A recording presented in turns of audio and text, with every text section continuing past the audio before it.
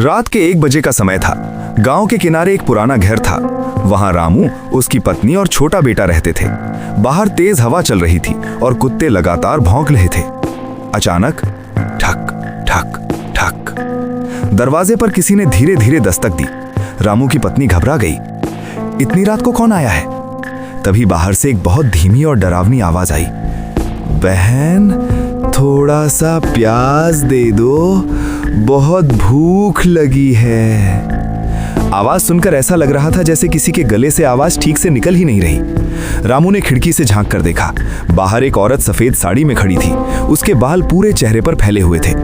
पत्नी बोली, बेचारी होगी, दे दो प्याज। रामू जैसे ही प्याज लेकर दरवाजे के पास गया, उसे लगा दरवाजे के नीचे से किसी की उंगलियां अंदर घुस रही हैं। औरत फिर बोली, जल्दी करो, मुझे प्याज चाहिए अभी। अब रामू का दिल जोर जोर से धड़कने लगा। उसने नीचे देखा। दरवाजे के नीचे से जो हाथ अंदर आ रहा था वो सड़ा हुआ और काला था और नाखून बहुत लंबे थे। रामू डर गया और दरवाजा बंद ही रखा। तभी बाहर से जोर जोर से दरवाजा पीटने की आवाज आने लगी।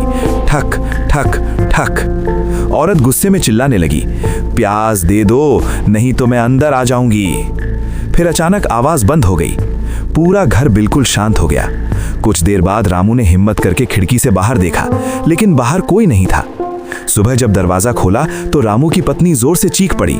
दरवाजे के बाहर कई सड़े हुए प्याज पड़े थे और मिट्टी में उल्टे पैरों के निशान पूरे आंगन में घूम रहे थे। लेकिन सबसे डरावनी बात यह थी, एक निशान सीधा दरवाजे तक आया था और वहीं से गायब हो गया।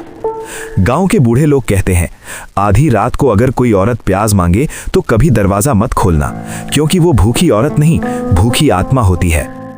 अगर कहानी पसंद आई हो तो चैनल सब्सक्राइब करें।